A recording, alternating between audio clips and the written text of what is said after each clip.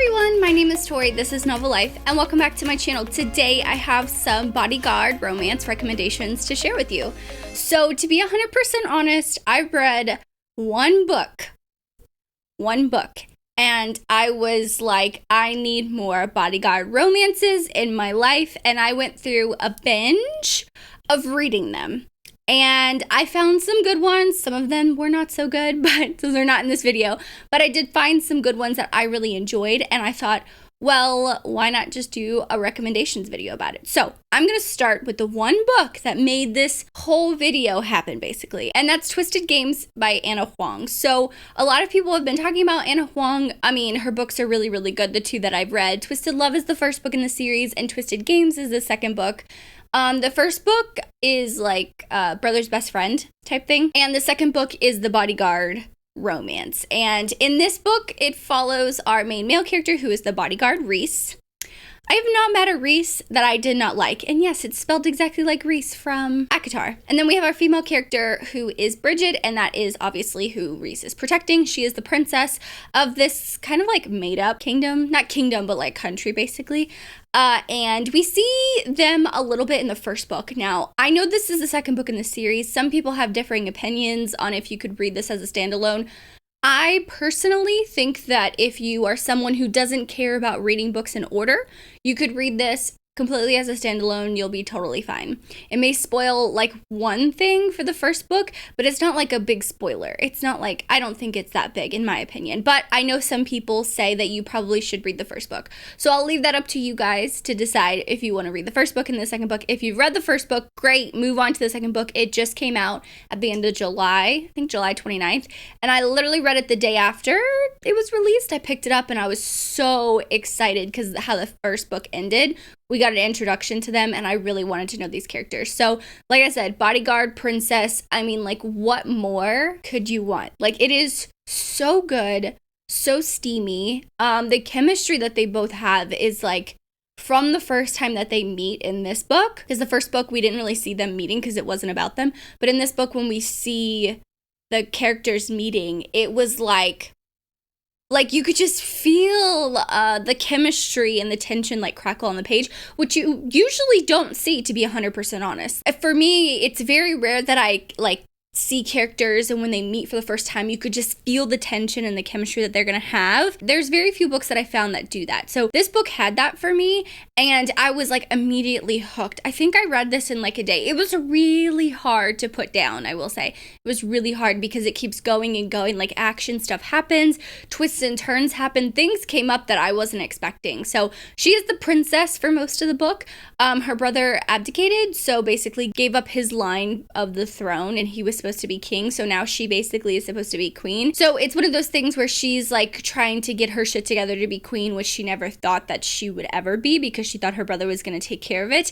And then she has this bodyguard that she has to deal with, that she has feelings for. So it is such a good book. I highly suggest everyone read it. It's like one of the top bodyguard romances I will always recommend. Like in all the bodyguard romances I've read, this one is fantastic. This one is so good. I love it. Like, I'm in love with these characters, both of them, male and female. I love them both. The next book I have is Royally Endowed by Emma Chase. So this is, I think, book 4 or 5 in the whatever series. I can't remember the series it is, but I was looking specifically for not like royal romances. I may do a romance recommendations because I've read a lot of them and I do enjoy those, to be honest. I love royal romances, but this one, it follows the sister of the girl that married the prince.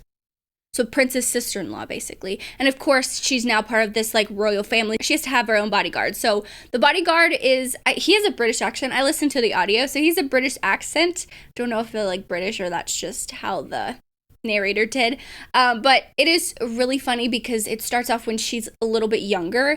They have like a 5 or 6 year age gap, which isn't like a big deal, but she is a little bit younger, and it does time skip just a little bit at the beginning because she has to like age her up to in her 20s, because I think she starts when she's 16 or 17, but I didn't really mind that. I'm someone who doesn't usually like time skips, but it worked for this book and I was totally fine with that. But oh my gosh, this one was so good in the way that it was, she's a royal, but like not technically a royal. She's not she doesn't have any obligations. She's not like a princess or anything like that. She's not marrying a prince. She's just the sister-in-law to the prince. So she's around all of that, and she kind of forgets. Like, she's a normal person, so she kind of forgets. And there was one part in this book where she wants to go on her own, live on her own, and she finds this apartment. She's moving in, and the bodyguard, her bodyguard, and then another bodyguard that was around too, was like, she cannot live here. This is a mess of an apartment. Like, it was a rundown apartment, but that was the only thing that she could afford. She didn't want to ask her sister and her brother-in-law for money, and that part was really funny. I like her. It was more like new adult because she was in college age, like she was college age, but to be honest, she didn't annoy me. I have a problem with new adult books. Sometimes the main female character, not always the male character, but the female character kind of annoys me because she is written kind of annoyingly. Like, they think that immaturity equals annoyance, like if she's annoying or she's like complaining about a lot of things, and that doesn't always line up for me, but this book did not have that. I didn't feel like she was annoying at all. I found it very funny. She acted appropriately for her age, but she didn't act stupid or annoying or anything like that. So I personally love this one. I know Avery from Avery Loves Books recommends this series. She's recommended it in a Royals recommendations video before. So I actually, like, when I was looking, I was like, I think Avery has done that. So she has really good recommendations video. If you don't follow Avery, go follow her. I absolutely love her. I adore her to death. But she gave me kind of like in a roundabout way that recommendation. So thank you, Avery, because I really love that. And now I'm recommending it to you. So if you haven't read Royally Endowed or the series,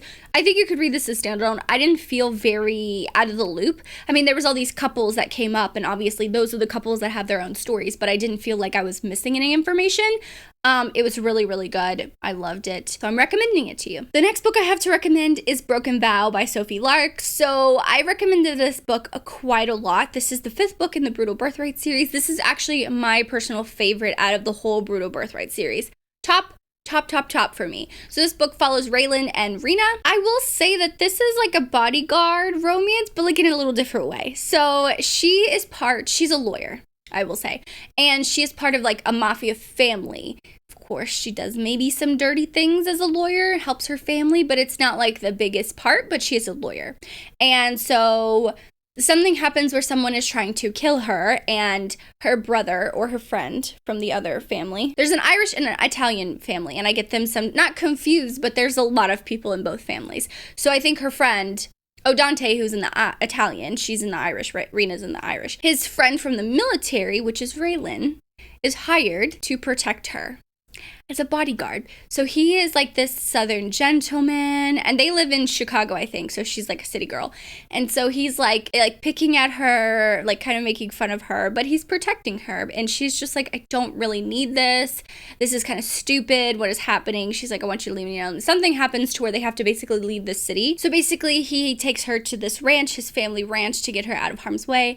And that's really when their romance develops. Obviously it's like forced proximity, because like she cannot leave. She's trying to work. She gets to know his family, and city girl in the country is just funny to me. So it is really interesting the way he kind of takes on being a bodyguard, because it's different than kind of these other ones. They are like super professional, and Raylan is just like kind of laid back, but he still does his job accurately and like to the best that he can do. And I find it like, I just find the dynamic between the two really interesting, because they're both like very alpha people. Like in her profession, being a lawyer, you kind of have to be, and he is obviously an alpha hero. Very much so. So I find it interesting where they kind of clash, but then that part resolves as well. So that one I'm throwing in there because even though I put it in my lawyer recommendations video because she is a lawyer, the whole point of them meeting and being together and being around each other is because he's her bodyguard. So it is pretty steamy. If you haven't read anything by Sophie Lark, I suggest starting with the Brutal Birthright series. I really love it. The next book I have is actually historical romance, and you may be thinking, there's historical bodyguard? Yes, there is. Princess and the Rogue by Kate Bateman. So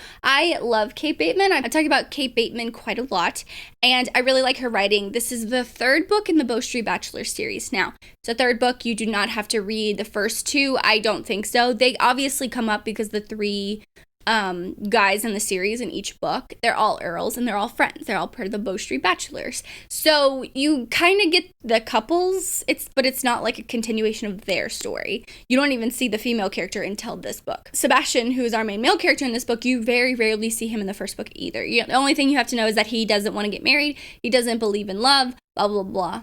right? So we have our main female character who is Anna, or Anastasia. So this is like a retelling of Princess Anastasia, like the Disney fairy tale, whatever myth you want to call it. So she leaves Russia because she finds out her brother died and someone is after her that wants to marry her, take the throne, because it really won't go to a woman.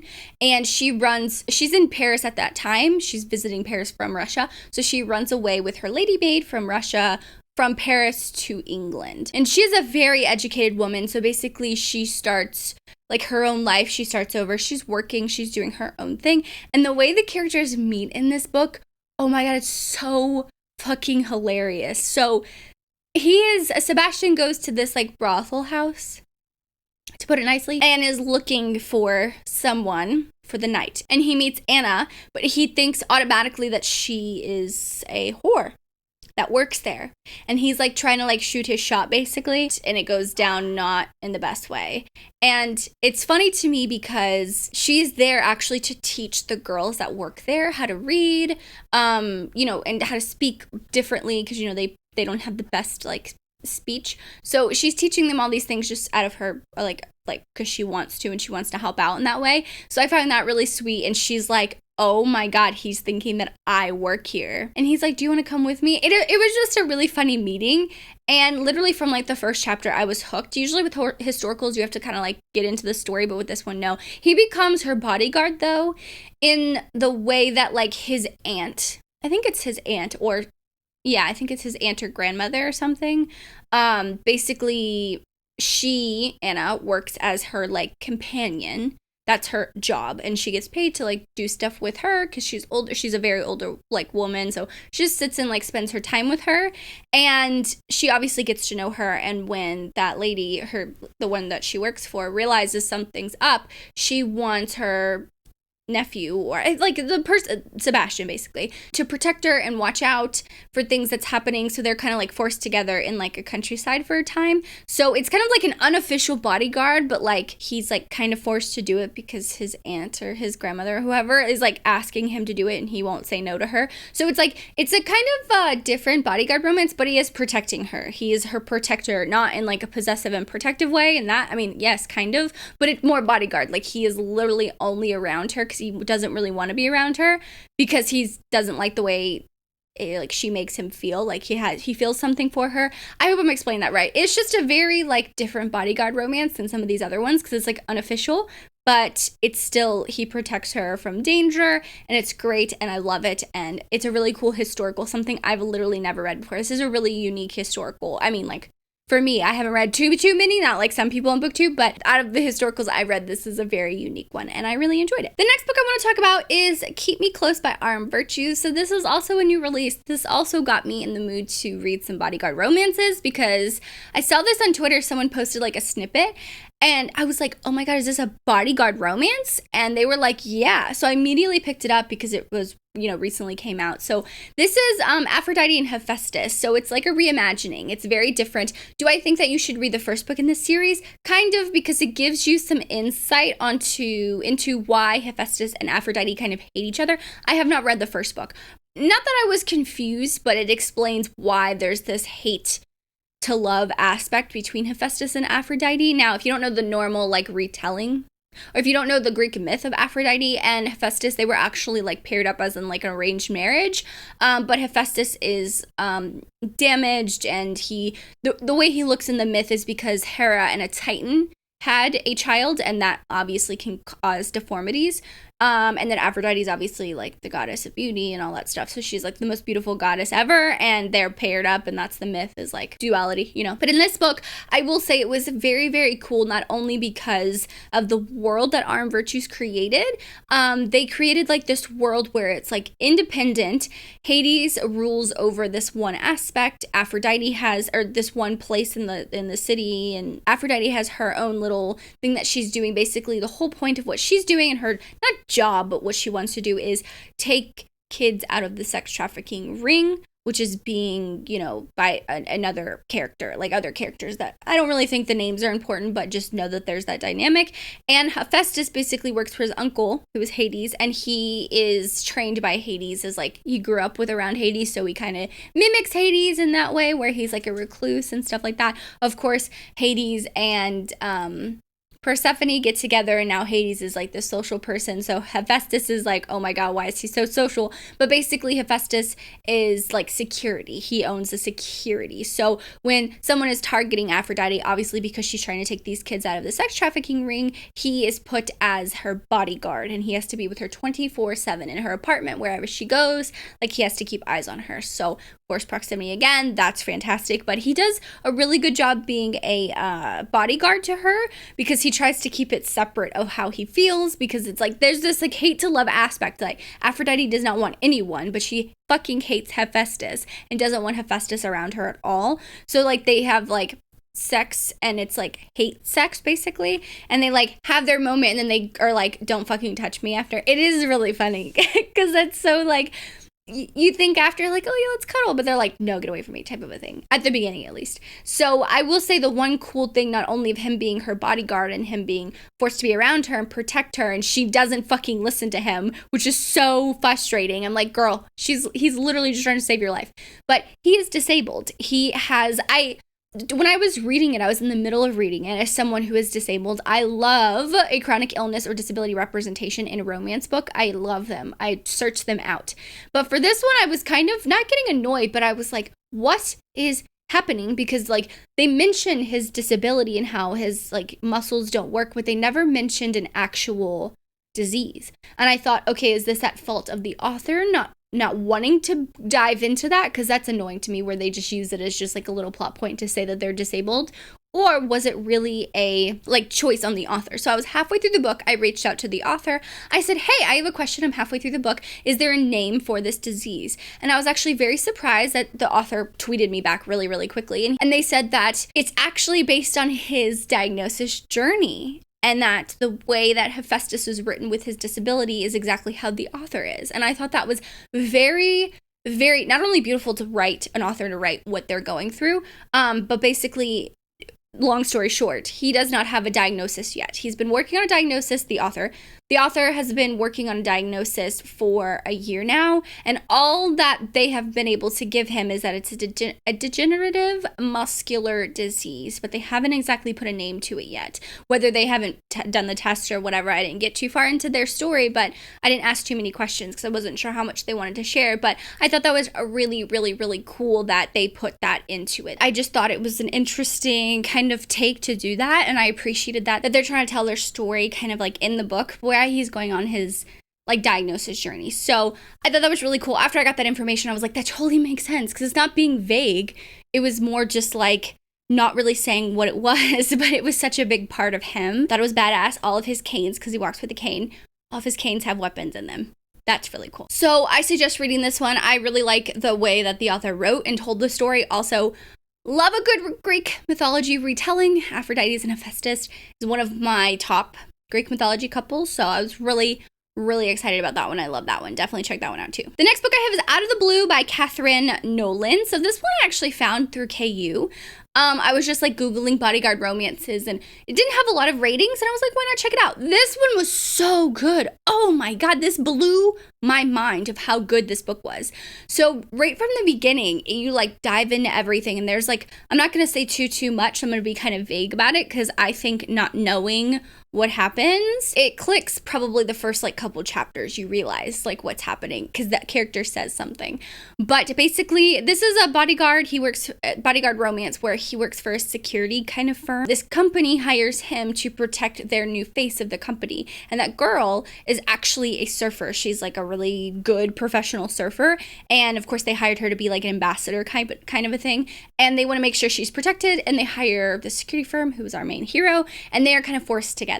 Now, I don't want to say too much, because if I tell you more than that, it's going to spoil some things. But this book blew my mind. There were so many twists and turns that came up. It was so cool that the way the author wrote the story, because you usually don't see it where it's like a bodyguard and like a surfer, obviously, but she's a professional surfer. I also really like this book because it kind of dives into her being a woman in the industry and kind of how men think that, like, oh, you just got lucky or whatever. So it is really cool. That's all I'm going to say about that one. Definitely check that one out. If you're going to pick up anything, I mean, obviously Twisted Games is good and Keep Me Close is good, but this one is, like, up there too. It's so good. I mean, obviously I'm recommending all of them because I really, really love them, but oh, they're so good. The next two I have are actually kind of like novella length books, but I'm putting them in there because I really, really enjoyed them. And the first one is Guarding Temptation by Talia Hibbert. So Talia Hibbert, if you don't know, she has obviously the Brown Sister series, and that's traditionally published, but this is a little bit, she does some indie published stuff too, and this is one of them. This one follows, it's a little bit different. It's a brother's best friend, and she actually is like voicing certain things online, and she's being targeted for that. And she goes to her brother's best friend who she has had a past with. It's not like a second chance, but she's had a past with him, and asks, hey, what do I do? And he's like, I'm going to protect you. You're staying with me. So it's kind of like him finally just like letting go and diving into his feelings for her and finally accepting like, okay, I do feel something for her. It's not bad. I can figure it out with, you know, my best friend, which is her brother, and we'll figure it out. It's fine. And she's like, are you kidding me? Now you want to do this? So it's a really quick read, but I like the whole like forced proximity of him like unofficially putting himself in charge of her, like her protection and making sure that she does everything the right way. I also thought it was interesting that they go to the police because she's being targeted and stuff like that, and they kind of just like brush it off, which she puts in, Talia Hibbert writes in the book how sometimes like this is why women are scared to go to the police, because they're brushed off by thinking, oh, you think it's a stalker, but they're just being nice to you, or some, you know, BS like that. So it does talk about some interesting topics as well, and I really, really enjoyed it. I mean, I love everything I've read by Talia Hibbert. I absolutely adored and loved. So, I mean, like, I don't think she's ever going to let me down, so I'm going to probably recommend a lot of her stuff, and this is one of them. The next little novella-length book that I have is Rock Me by Carly Phillips, and this book follows a girl who's like a rock star. She is on tour and stuff like that. She's become huge, and the bodyguard is hired, obviously, to protect her, and it's kind of like a second chance, but in like a different way. Like, he dated someone that she knew, and it was just interesting because they're forced to be together, and he was like, he's kind of a smaller guy, and she's like, this guy is going to protect me. Are you kidding me? I listened to this on audio because I had it on AnyPlay. I think it was AnyPlay. Or through my library, I can't remember. But it was like a super quick read, and I really enjoyed it, and I wasn't expecting this to be a bodyguard romance, but it was, so I'm throwing this one on the list, and I enjoyed it, so I definitely think you should check it out. The last book I have is one that I was not expecting to be a bodyguard romance, but I wasn't expecting the way that this book like went. And this is Dangerous Beauty by J.T. Gessinger. So I don't think I've read a lot by this author, but this book is a first in a series, and it does end on a kind of cliffhanger. Know that because I didn't know that, but I'm recommending it nonetheless because I loved the aspect. So we have our main female character. She is the wife of a Russian mob boss. She runs away. She's trying to get away from her, or she's trying to get away from him. And you realize while she's trying to tell her story, and like she's opening up to the bodyguard, but she doesn't know that's a bodyguard. She literally just thinks it's this guy that she met in this city I think it's in Mexico, where she like kind of ran away to. But he actually has been hired. Like him, the company he works for has been hired by the mob boss, the Russian mob boss, to keep tabs on her. He's like, I know where she is. I know she left. Let her have her little fun. Keep an eye on her and report back to me. And while he's like taking pictures of her and, you know, following her around, he obviously has some interactions with her, and he starts to like kind of fall in love with her and have feelings for her. And he's trying to like distance himself because he knows like that's not a good idea. But when she kind of opens up about what happened to her, how she was like raped by him, basically, she was basically kept as a captor. She was a ballerina, and she caught the attention of him through like her performance, and after that it's just like been downhill, and that's why she kind of ran away. His attitude kind of changes. So it's an interesting read, something that I've never read before, where it was like, obviously that's her bodyguard because her husband hired him, but she doesn't know that, and she just thinks it's this guy that she's starting to have feelings for and basically fall in love with. And it's so sad but so good. It's so interesting that this is like a mafia romance, but like also a bodyguard. It's just something I've never read before, and I had to put it on the list. So those are some bodyguard romance recommendations. You can let me know in the comments down below if you've read any of these. Also, if you have any recommendations for me, I always love to know that. Definitely drop them in the comments down below as well. I hope you like this video. Subscribe for more content from me. I hope you're living a novel life, and I will see you in my next video. Bye, guys.